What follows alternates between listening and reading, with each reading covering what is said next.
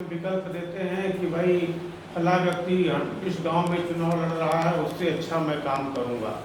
लेकिन उस समय बेहतर काम करने वाले किसी का नाम नहीं आता था। एक नारा था अंग्रेजों भारत छोड़ो। तब डॉक्टर हेडगेवार ने इस बात को विचार किया कि भाई भारत छोड़ो तो छोड़ दिया, लेकिन उसके बाद क्या होगा। तो उसके बाद की व्यवस्था को विचार में रखने के बाद उन्होंने कहा कि 800 वर्षों तक मुसलमानों ने इस देश पर राज्य किया। हमारी बहन, बेटी, बहू, मंदिर सब आप जानते हैं। लंबी कहानी उसके पीछे मैं सिर्फ संक्षेप में बता रहा हूँ। कितनी कितनी कठिनाइयों के साथ आप लोग आज तक बचे हुए हैं। उसके बाद ये आते हैं, यहाँ भी हमारे यहाँ राजा, महाराजा, जमींदार तमाम लोग पैदा हो गए जो हमारे बारे में भी बता करके कि फलाना अंग्रेज का दुश्मन है, फला दुश्मन है। और तरह तरह से कोई राय बहादुर किताब पा गया, कोई राजा बस्ती की किताब पा गया, कोई किसी किताब पा गया। और हमारे पास हमारी जमीन को लेकर के उनको दे दिया गया। उनके पास 1000-2000 एकड़ जमीन हो गई और हमारे पास 2-3 बीघे जमीन बड़े मुश्किल से रख पाई।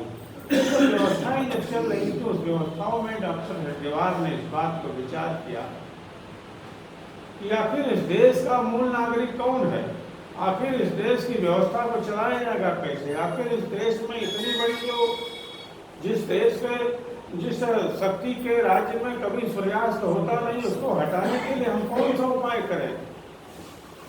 तो उसके लिए उन्होंने कहा कि हर देश का अपना अपना न्यायपालिका है, अपना संविधान है, अपने लोग हैं। अंग्रेज कहाँ रहेगा, तो अंग्रेज इंग्लैंड में रहेगा। मुसलमान कहाँ रहेगा, तो अरब में रहेगा। इजरायली कहाँ रहेंगे, जो उनका राष्ट्र है वहाँ रहेंगे। रशियन कहाँ रहेंगे, रूस में रहेंगे। भारतीय कहाँ रहेंगे, कहीं नहीं, ये धर्मशाला है। आप सबको पता है कि धर्मशाला बना दी गई थी, जो आया उसको शरण मिल गया। मूल नागरिकों के साथ उपेक्षा, उपहास और घृणा की चर्चाएं होने लगी। तब डॉक्टर हेडगेवार ने 5 लोगों को, युवाओं को इकट्ठा करने के बाद ये निश्चय किया कि इस देश में एक ऐसा संगठन बनाया जाए जिसका नाम रखा उन्होंने राष्ट्रीय स्वयंसेवक संघ। नागपुर में 5 लोगों के बीच में वो संगठन स्थापित हुआ। धीरे धीरे वो संगठन बढ़ता गया और उसका एक काम था, उन्होंने नारा दिया था कि भारत हिंदू राष्ट्र है। अगर भारत में हिंदू नहीं रहेगा तो कहाँ जाएगा। इसलिए उन्होंने कई बार इसका विरोध हुआ। कांग्रेस के लोगों ने विरोध किया, कम्युनिस्ट पार्टी ने विरोध किया। उसी 1925 में नागपुर में राष्ट्रीय स्वयंसेवक की सबसे विरोधी विचारधारा भारत की कम्युनिस्ट पार्टी का भी गठन होता है। और 1925 में ये 2 विचारधाराएं नागपुर से एक साथ चलती हैं।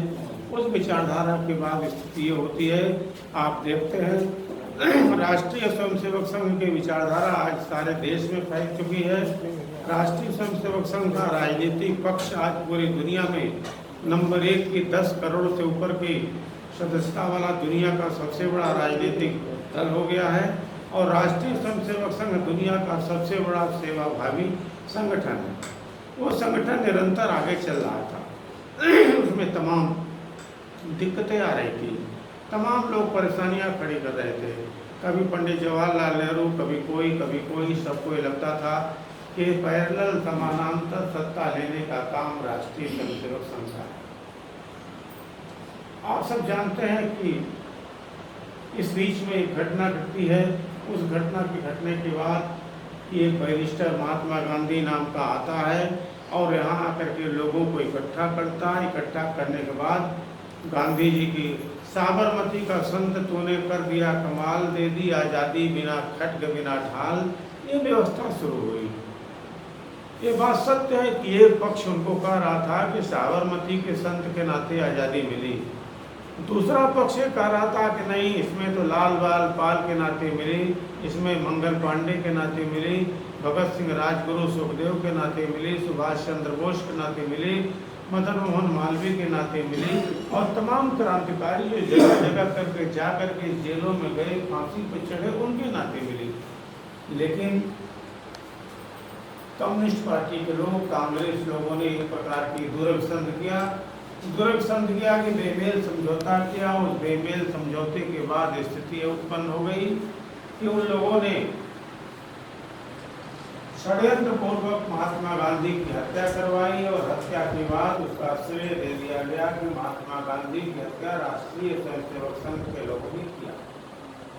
इस नाते 1948 में राष्ट्रीय स्वयंसेवक संघ पर प्रतिबंध लग गया।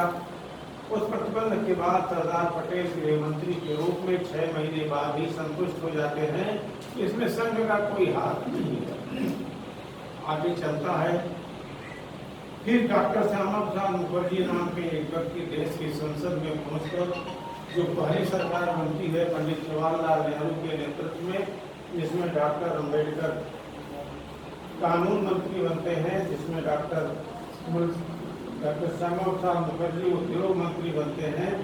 वो पहली सरकार देश की थी जिसमें गैर पार्टियों के लोगों को शामिल किया गया था, राष्ट्रीय सरकार बनाई गई। जवाहरलाल नेहरू उस समय प्रधानमंत्री बनाए गए थे। उस समय देश के गृह मंत्री थे पंडित जवाहरलाल नेहरू। संसद में सरकार के विरोध भी हिंदुओं के समर्थन में अपनी बातों को कहने के नाते डॉक्टर श्यामा प्रसाद मुखर्जी धीरे धीरे कांग्रेस से दूर होते गए।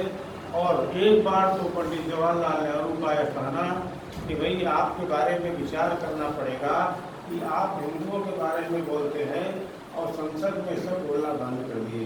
उन्होंने तुरंत उसी समय, जिस समय ये बात आती है उसी समय उन्होंने मंत्रिपरिषद से इस्तीफा दे दिया। और उसके बाद इस्तीफा देने के बाद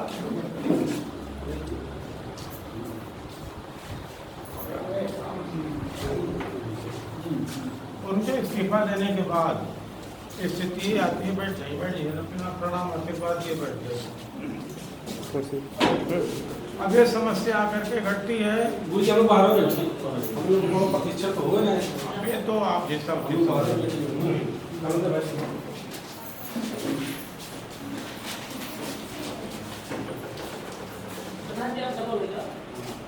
मैं जी जो अपेक्षित नहीं है उनको प्रवेश मत दीजिएगा।